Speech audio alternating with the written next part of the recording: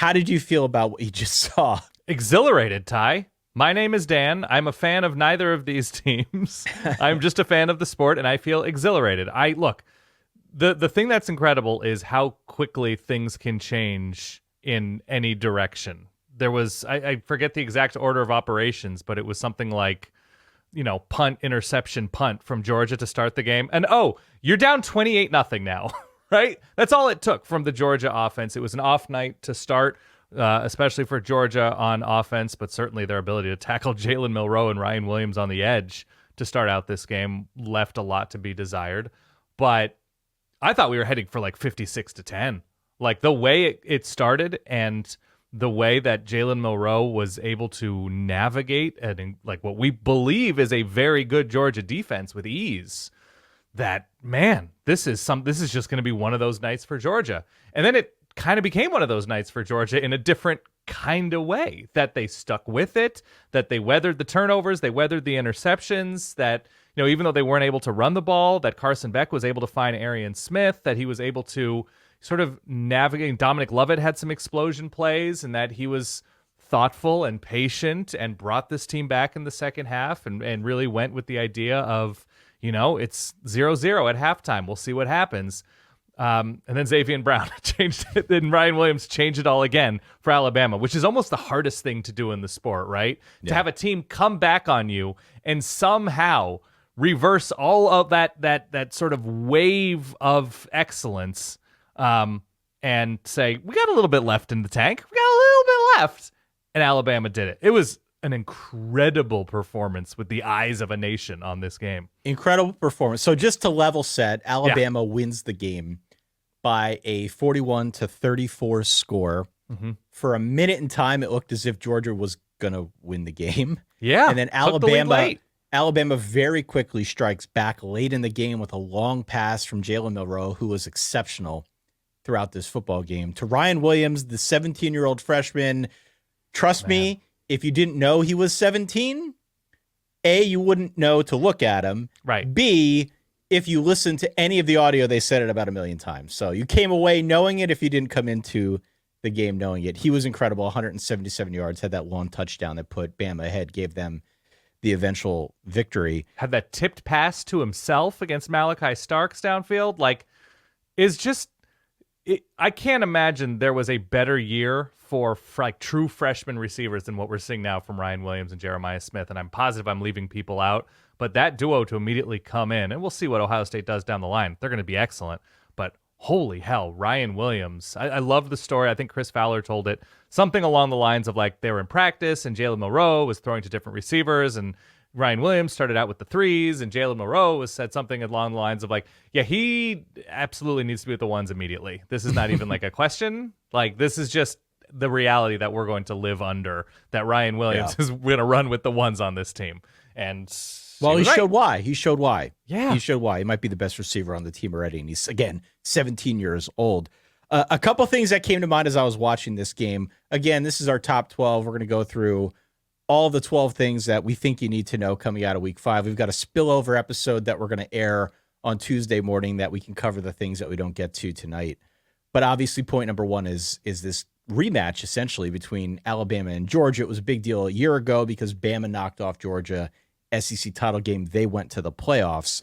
So this was one of those matchups that we had circled on the calendar in advance of the 24 season, just as a big-time matchup earlier in the season than perhaps you might expect. I think it hurts if you're a Georgia fan to lose this game. Yeah. But it doesn't hurt that much, right? If you were going to lose to Alabama, I think you wanted to lose in a very, very close manner. If you had lost 56-0, as you said earlier, right, which is kind of how it felt when this game started, that definitely would have had a different vibe moving forward. It wouldn't have meant that they don't get into the playoff or anything like that, but it definitely would have hurt them much more than I think a game like this ends up hurting them, just because they came back, they grabbed the lead, and eventually they end up losing here because, again, that long touchdown pass from Milroe to Ryan Williams. So it's going to be viewed by the committee as basically an even contest, which honestly, it's going to help both more than it hurts any of these two teams, even though Georgia's got the one loss. The other thing that I came out of this really feeling... Can I jump in real quick? Yeah, please. I think your heart's in the right place, but this is sort of like the night of the breakup, telling your friend that like she was never for you. There's plenty of fish in the sea. It hurts right now. Don't tell people not to hurt if you're a Georgia fan. All right. Like That's Carson fair. Beck That's fair. Listen, that's fair. He underthrew Colby Young near the end of the game. And look, Colby Young maybe could have made that play. Xavier Brown, I got a little bit lucky that wasn't a PI there in that moment. Then he got the pick on the next play. But like telling Georgia people to like, this is the time to lose. Like, listen, I'm not telling you to not feel it. I'm not telling you to not feel the pain. You got to feel the pain. You got to go through it. You got to do the whole thing. I get it. I've been there. Yeah. But I'm just saying, bigger picture, we zoom out, give it a couple weeks. And poor Georgia people. Wow. Yeah. Give it a couple weeks. I don't think Georgia's going to be viewed negatively because of this performance. The other thing that I wanted to add real quick, way back in February, we did a show where we sort of manufactured hot takes. I built a model volcano as a result of that show where we threw the hot takes into it. And at the end of this year, we're going to go through them all. We'll talk through all the dumb things that we said. One of the dumb takes that I manufactured was that at the end of the season, Jalen Milroe was not going to be the starting quarterback for Kalen. Oh, I love that take. Right. And it was sort of half joking, but the logic was shut up. The logic was this. Yeah. The logic was Kalen DeBoer doesn't usually have a quarterback like this. The system he runs is more of an air raid, combination pro style air raid, but it's more of an air raid, requires intermediate passing to be very accurate, that type of thing.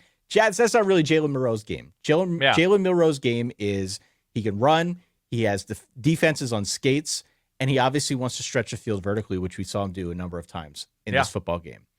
What is apparent in this game is that I was very wrong, A, and B, they have adjusted the system to his skill set, which is always the best kind of coach. To know what you have, to figure out the best way to assemble the pieces around him to support him and make him better. Not only is he going to be the starting quarterback the full way through, he may end up being a first-round draft pick. And on top of it all, just at a minimum, he looks way better than he did a year ago when we were still feeling our way through this thing and just learning the ropes on Jalen Milroe. In this game, he had command. He looked incredible. He started the game something like 11 for 11. It might have been more. I lost track. I kind of blacked out. He looked outstanding in this football game. If he looks this good the full way through, I don't know who's beating Bama with him kind of at that level of performance. Oh, clearly Auburn. It will be one of those years, right?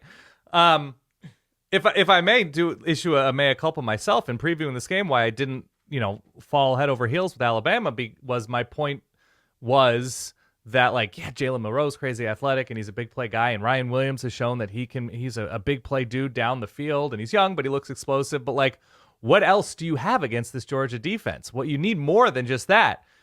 Maybe not tonight, right? No. Maybe not tonight. Obviously, other Alabama players made plays, but the bulk of that offense came from complementary football that the Alabama defense, which, by the way, playing a lot of younger guys, a lot of transfers, in the back end, looked very strong for a lot of this game. Now, it's hard to hold up against an excellent team like Georgia, but I thought they just looked really good. They confused a very good quarterback. They got in lanes. They made tackles. This was a thorough performance, even if it wasn't at their apex all of the time, that they closed the game and they started the game and things happened in between. But I came away really impressed with the ceiling of Alabama's defense here. I was impressed with both sides of this, to be honest. The way that Georgia came back and actually grabbed the lead late. I bet Georgia minus the 2, and I was doing the math in my head. Okay, if they score here, if they get the 2-point conversion, this could be a miracle front door cover here. Wasn't meant to be. Apologies to you, Verballer Hood, for maybe giving you a bit of a bum steer there. But alas, your final score is 41-34. Alabama wins at home. A very, very big deal. An incredible football game. Obviously, the headliner in week 5. It was going in. It is coming out. And we're going to be talking about this one for a good long time. So congrats to Bama. Congrats to Kalen DeBoer. And to our point a little bit before, I don't know if it was on the Tuesday show or on our bonus Thursday show on verballers.com, it is kind of nice to know that these two teams are not bulletproof. That as good as Alabama looked early, they showed some vulnerabilities in closing this game out. As good as Georgia seemed to be heading into this season, obviously we saw that vulnerability against Kentucky, who I obviously backed it up, and I'm sure we're going to get into it soon. But that Georgia has that vulnerability to come out crazy flat in a huge game. Not something we've seen all the time in these huge games from Georgia. So I like the human nature of these two programs right now. as good as they are. Georgia was shell-shocked Yeah, at the start of that game. They were shell-shocked. Everything was incredibly easy for Alabama.